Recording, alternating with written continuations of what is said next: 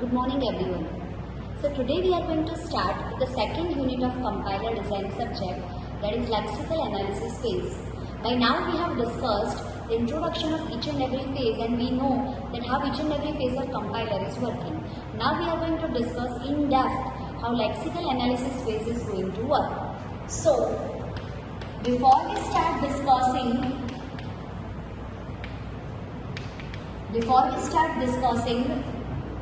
what actually lexical analysis phase is doing, we need to know that what is input to lexical analysis phase and what is output which lexical analysis phase is generating.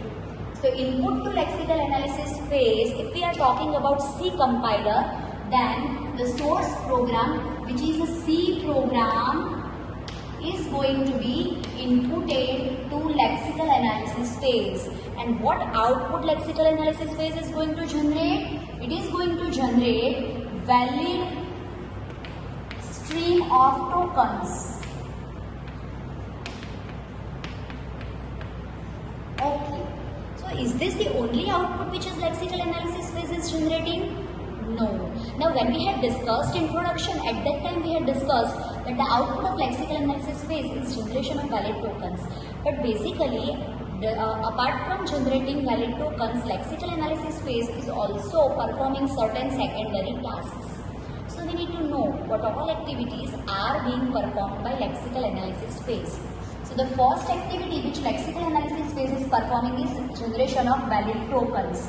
The second activity which lexical analysis phase is performing is reporting lexical errors. Lexical errors. So what all errors are going to be? Lexical errors, all the invalid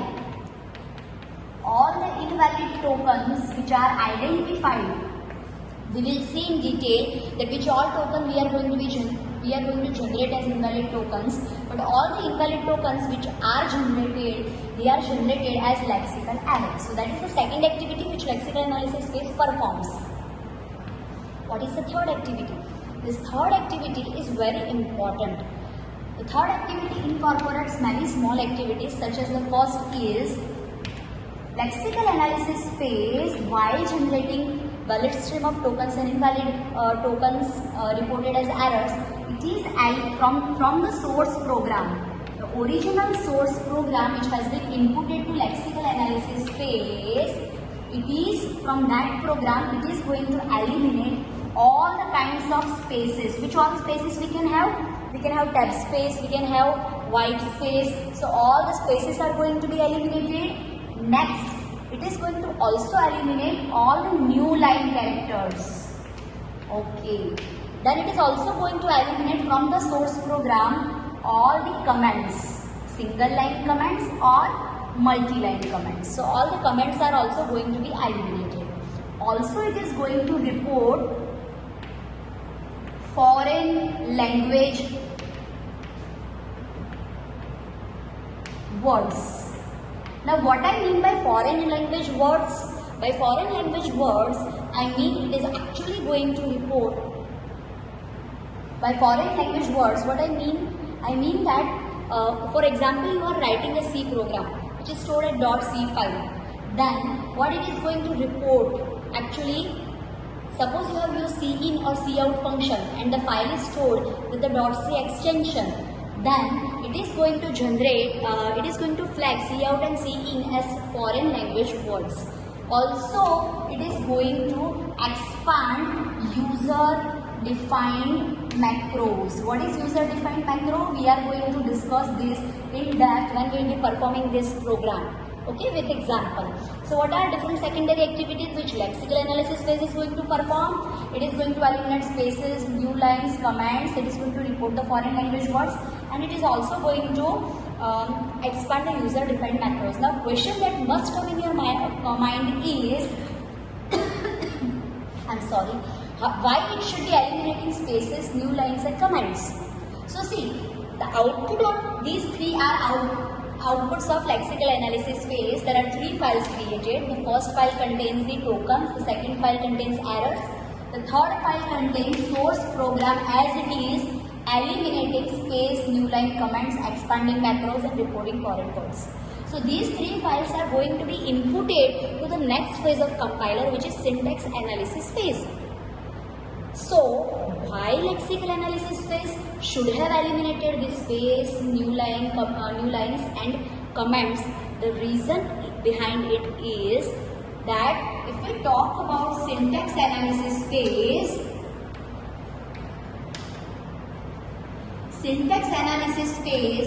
performs the main task of checking the syntactic validity. How it is checking syntactic validity? Depending on the grammar of the language for which you are writing the program.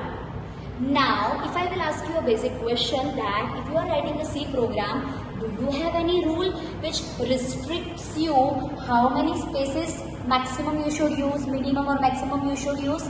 No. Do you have any rule which asks you how many new line characters are allowed? What is minimum, what is maximum? No. Do you have any rule that will ask you that how many and which kind of comments you should be using, single line, multi-line comment? No. So see, these spaces, new lines, comments, etc. you are using for making your program more readable. Okay, so user may insert them as and when they require, as many numbers as they require, which is actually not part of the program. So what lexical analysis phase is doing? It is eliminating it from the source program. So now source program will only contain the actual content of the program, eliminating all this. So these are secondary activities of lexical analysis phase. Now we will come back to the main task, how the valid stream of token is going to be generated by lexical analysis phase. For generating valid stream of tokens, what we need to understand, what is relationship between lexical analysis phase and syntax analysis phase. So let me explain you the relationship between lexical analysis phase and syntax analysis phase. Okay. Fine. So suppose this is our lexical analysis phase and this is our syntax analysis phase. So what happens over here? Lexical analysis phase will pass one token to syntax analysis phase, and syntax analysis phase will send the acknowledgement and it will ask for one more token. So that way lexical analysis phase will keep on passing on tokens and it will keep on asking for more tokens. Now the question is how lexical analysis phase is storing these tokens. For that, in lexical analysis phase, we are using the concept which is called buffering. Now see, you need to focus on this concept a lot because this buffering concept was not in the syllabus of system programming. So you are going to study this buffering concept very first time. So please focus properly. Let me once again explain what is the importance of using input buffering. Input buffering is used in lexical analysis phase, by which we are scanning our source program character by character and generating valid stream of tokens. And those valid stream of tokens are then one by one passed on to syntax analysis phase. So the question here over here, which has been asked many times in GQ question papers as well, explain input buffering in detail, or explain two buffer approach in detail, or explain the two buffer approach with sentinel characters in detail. In any of the thing you need to understand the basics of input buffering very well. So what next I am going to cover is input buffering. What is input buffering? It is part of lexical analysis phase. Okay. Now let us focus or let us understand the basic of input buffering. So when the buffering concept was first initiated, they had started the buffering concept with a single buffer of n characters. A single buffer of n characters was maintained. Let us take one example to understand that what buffer is doing and how tokens are going to be generated from the buffer. Basically, what is a buffer? Buffer is nothing but a memory space. We have given the name buffer to it. So buffer can be anything. It can be character array, it can be numeric array, it can be file, anything can be treated as buffer. Fine, it is just memory. Okay. So let us take, I have taken a program fragment like this, integer a, comma b, comma c, comma total. semicolon and total is equal to A plus B semicolon. These two strings. I need these two statements I want to pass on to lexical analysis phase, and I want these two statements to generate valid string of tokens. What all lexemes and tokens it is going to generate we have already discussed in the previous class, yet we will see with the working of input buffer. So what happens over here? From the source program which is being inputted back to lexical analysis phase, character by character, suppose this is our source program. So character by character we are supposed to read the content. So the first character we are going to read is I. So that way character by character you will be reading the content from the source program, and it is going to be stored in the input buffer. Right now we have a single buffer. So n number sizes and characters. So from the source program first n characters are going to be written in the input buffer. So let us say I have written integer space a comma b comma c comma to. Now up to to n characters have exhausted. I cannot store PALN semicolon because the size of the buffer is n characters only, and let us say when I reach to O, n characters are exhausted. Fine. Now what single buffer approach is doing? It will load the buffer once character by character, and once the buffer is full, it will stop filling the buffer and it will start generating the tokens. So how it is going to generate the token? Okay. So basically buffer is maintaining two pointers. The first pointer is called FP and the second pointer is called, the first pointer is called LB, lexeme begin pointer. Let me write. LB, it is lexeme begin pointer, and FP, it is forward pointer. So what is difference between these two pointers? Lexeme begin pointer and forward pointer both will be initially pointing to the first character in the source program. Now as soon as one character is read, to read the next character, FP forward pointer is going to be incremented. How lexemes or tokens are going to be generated we already know. We have discussed in the practical lab that basically all the characters are subdivided into two categories: lexeme breaker characters and normal characters. So all the characters, all the alphabetical characters we are using, they are normal characters, which are lexeme breaker characters, space, new line, comma, semicolon, operators, brackets, they are lexeme breaker characters. So what we have to do? Every time FP is incremented, you need to identify which character is pointed by FP, and you need to check whether that character belongs to lexeme breaker character or not. If not, if it is a normal character, then once again increment FP and read the next character. That way you will keep on reading character one by one till you will get one of the lexeme breaker character. Once again, which all characters we had declared as lexeme breaker characters? We had seen that space, new line, all the operators, all the brackets, and all the delimiters. They are going to be considered as lexeme breaker characters. We have also discussed that out of all these lexeme breaker characters, first two, that is space and new line, they are special lexeme breaker characters because they are going to be ignored. They are not going to be generated as a separate lexeme or separate token. Okay. Coming back to our buffering concept, initially FP and LB both will be pointing to the starting of the buffer. So FP and LB both are pointing to I. Okay. Now we will check what is the content of FP pointed by. It is I. So we have to check whether I is a normal character or a one of the lexeme breaker character. It is normal character. So it will FP will be incremented. So now FP is going to point to N. Mind well that your lexeme breaker character is still pointing to the I only.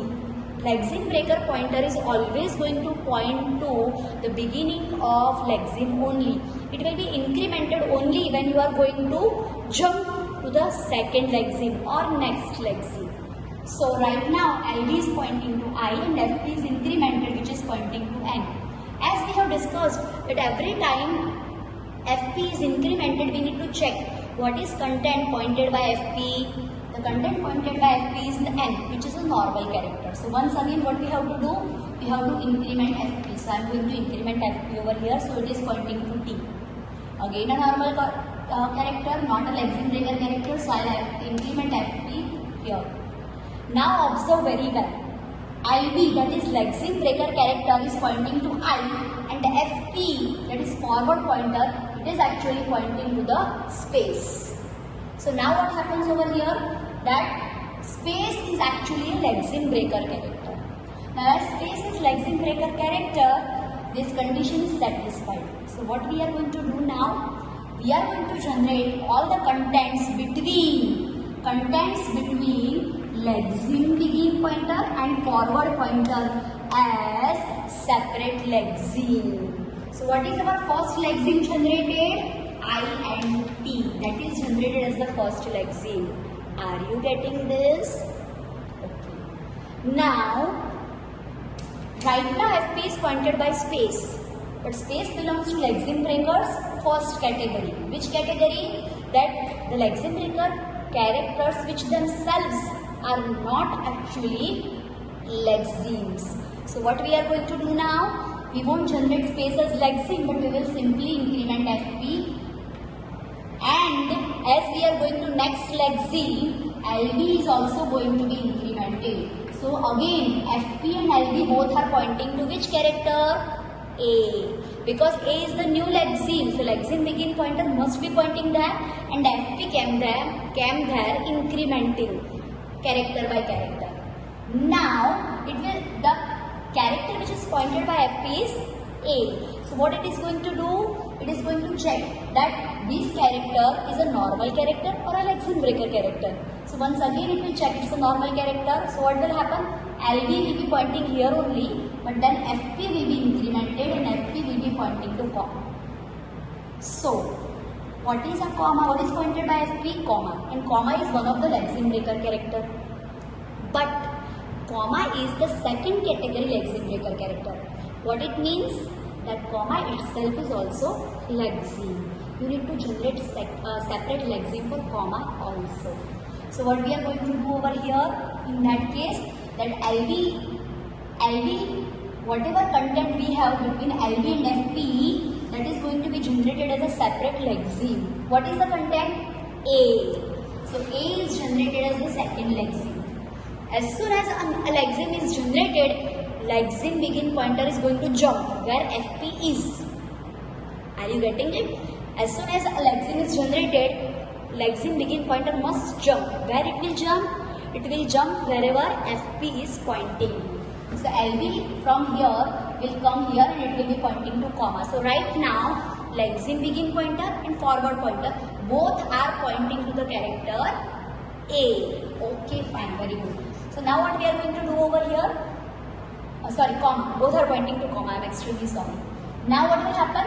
Lexeme begin pointer will be pointing to comma only, but forward pointer will be incremented to B.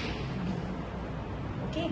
Now see, all the lexeme breaker characters are single length characters. Okay. So what is going to happen over here? That whatever content we have between lexeme begin pointer and forward pointer, which is our lexeme breaker character comma, it is going to be generated as the third lexeme, and LV is once again going to jump wherever forward pointer is pointing. So now LV and FP both are going to point to B. Now we will check what is actually B. B is a normal character. Yes. So FP is going to again increment, it will be pointing to comma. Okay, now comma is a lexeme breaker character. Hence what we need to do, whatever content we have between LV and FP, that should be generated as lexeme. So V is going to be generated as the next lexeme, and as soon as a new lexeme is generated, LV should be jumping wherever FP is. So now LV is going to point to the comma. Now comma is a lexeme breaker character which itself is also lexeme. So we are going to generate comma as a separate lexeme in a special case, and LV and FP both will be jumping to the next character which is C. So that way, do you understand, that way every time a lexeme breaker character is encountered, lexeme is going to be generated. So we will generate lexemes like, the next lexeme will be C, then we will have comma, and the next lexeme we will generate is TO. So, do you understand that the last lexeme from the buffer which we are generating is TO, which is not correct lexeme. Why it is not a correct lexeme? Because see, our input expression contains TOTAL as identifier name. But as we can fill only n characters at a time in the buffer, we could only accommodate T and O. Next, we couldn't store. Now, if we want to store next content in the buffer, next n contents in the buffer, we have to rewrite. So, in that case, we will lose TO. Are you getting what I am trying to say? Buffer is once filled, all the lexemes are generated and mapped to tokens. After that only we are going to rewrite content in the buffer. So what is problem with the single buffer approach? That you are going to generate wrong lexeme at the boundary if you cannot accommodate correct n characters. So what will happen? How many wrong lexemes we are going to generate? 2. See, TO is generated as a lexeme. Now it will reach to end of the buffer. This is EOB. And after n characters, you have end of the buffer. So what will happen? As soon as your forward pointer will reach to EOB, all the content of buffer is going to be erased, and new content, new n characters are going to be written in the buffer. So what are the next n characters we are going to store? TAL semicolon TOTAL is equal to, for example, A plus. These much characters are n characters, let us say, and we could store. So what happens when we are refilling the buffer? The previous characters, previous content which we had in buffer, that has been flushed off. Now once again we are going to process this buffer in the same manner, that we are going to have 2 pointers, lexeme begin pointer and forward pointer, which will be initially pointing over here. Then we will check whether it is a lexeme breaker character or a normal character. If it is normal character, FP is going to be incremented, so on. So that way, if you observe that how many lexemes we are going to generate for this buffer content, we will be generating the first lexeme as TAL. The second is semicolon. Then TOTAL equal to A plus. Do you get 2 wrong lexemes have been generated because of end of buffer condition? Because condition is only n characters can be accommodated, more than n characters cannot be stored. So this is disadvantage of single buffer approach. How we can overcome this disadvantage? To overcome the disadvantage of single buffer approach, what we can use is called 2 buffer approach. So how 2 buffer approach can be used and what are advantages of 2 buffer approach? Let us discuss that.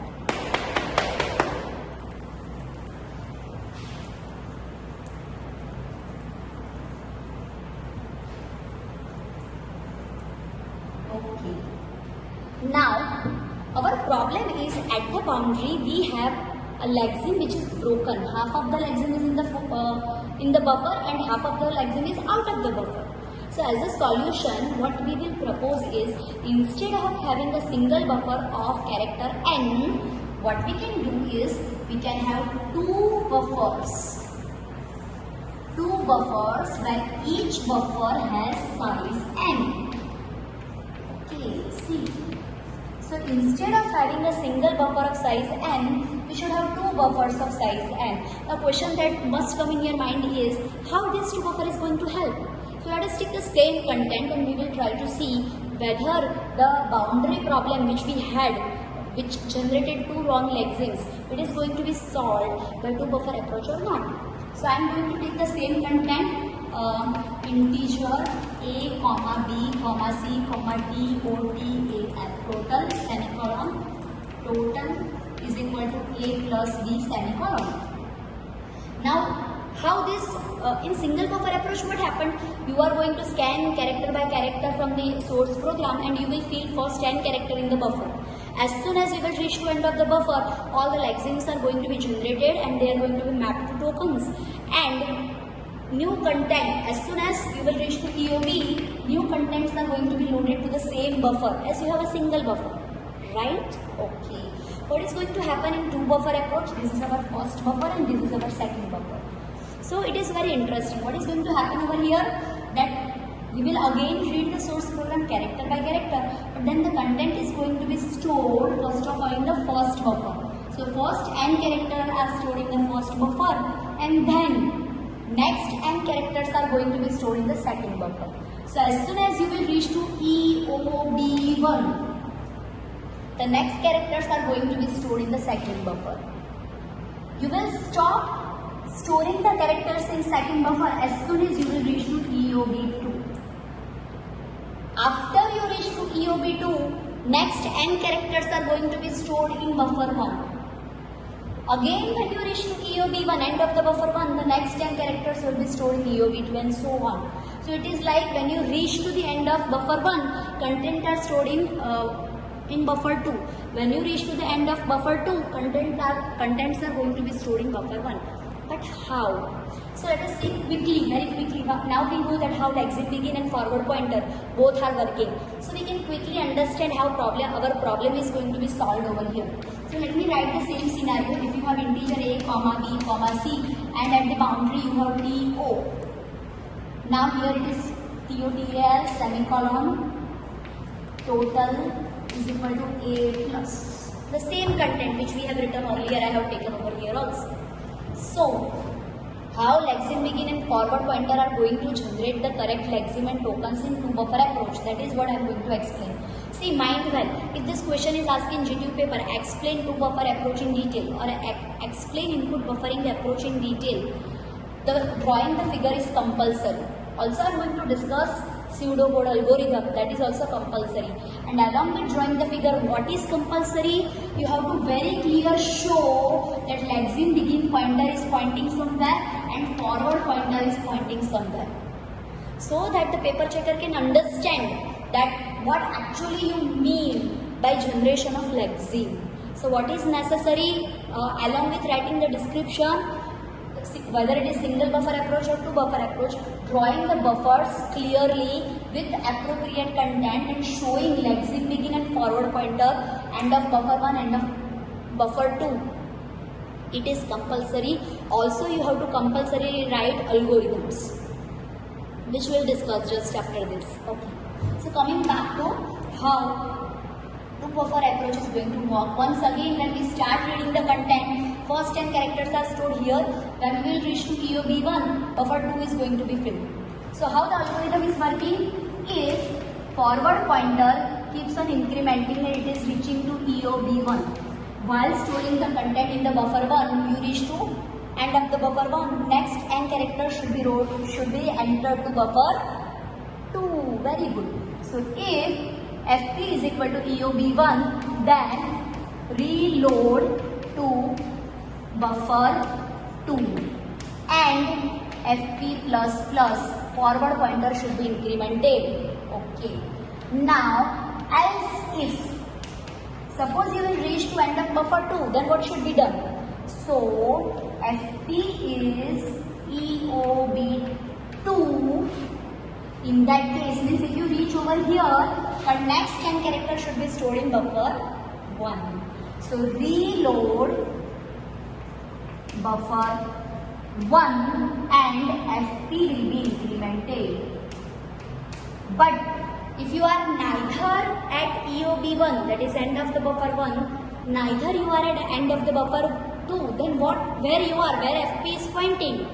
In that case, FP is pointing somewhere in between these n-1 character and these n-1 character, which are normal characters, which are not at boundary.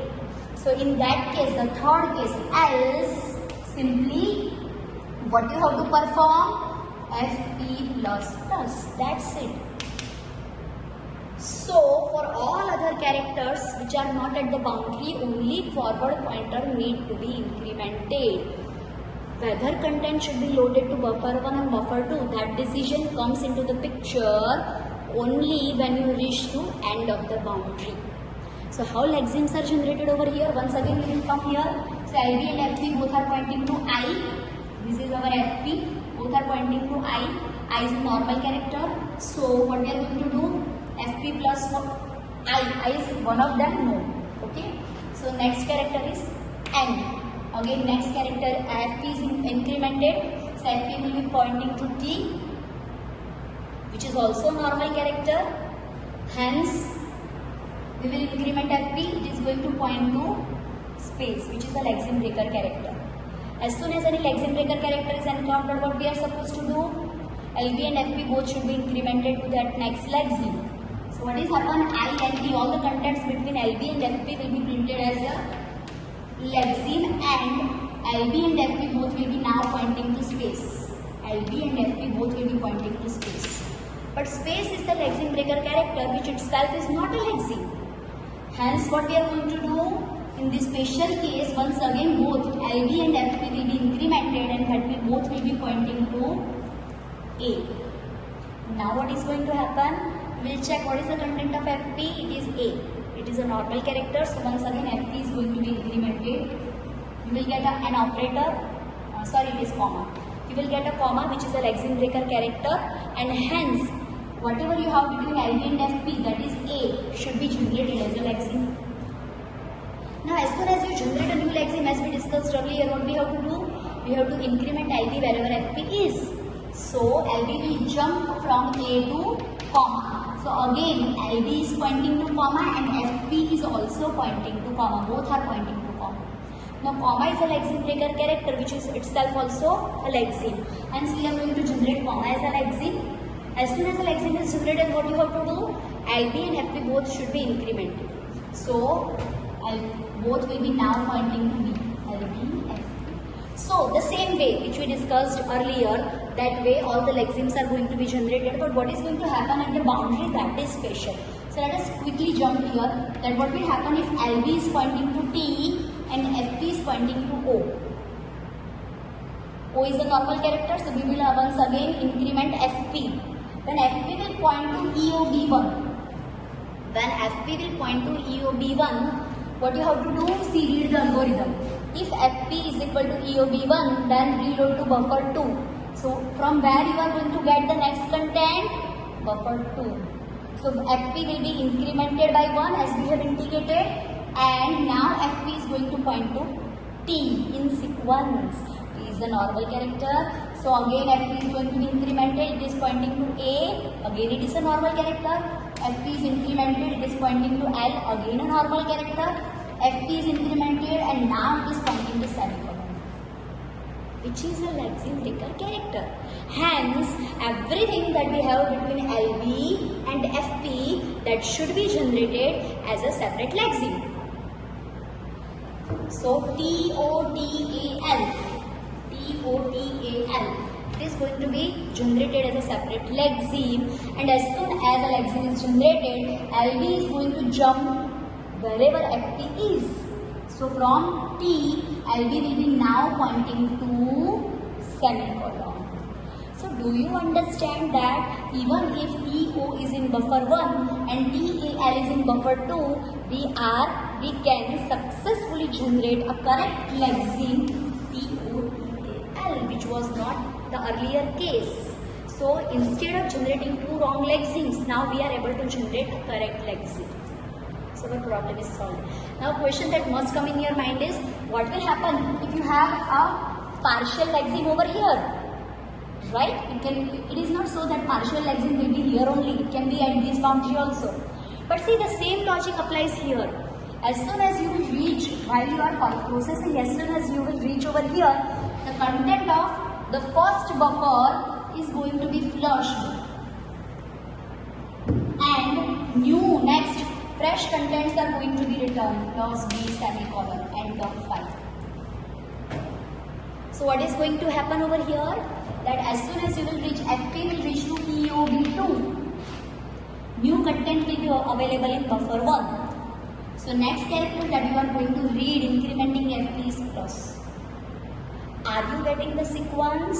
So whether you are at the boundary of the first buffer or you are at the boundary of the second buffer, in any case, even by mistake, you are not going to generate any wrong lexeme, because if the lexeme is broken, the other part of the lexeme is already available in the next buffer, either buffer 1 or buffer 2, and hence always we are going to generate the correct lexeme.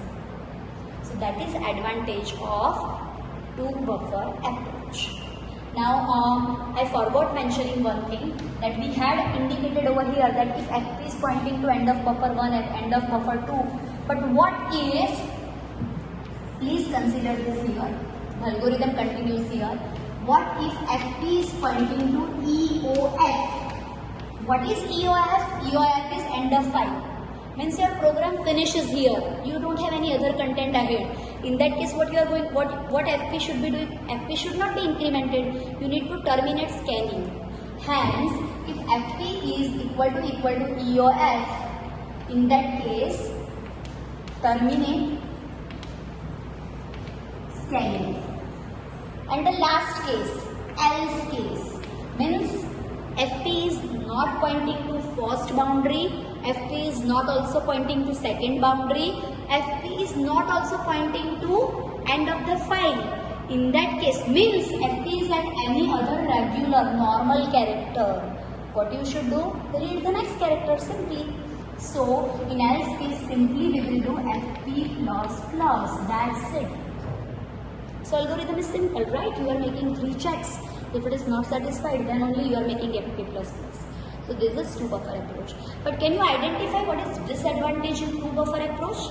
The disadvantage in this two buffer approach is, for imagine that you have written n content in buffer 1 and n characters in buffer 2. So total 2 n plus 2 in bracket n plus 1 contents are stored over here.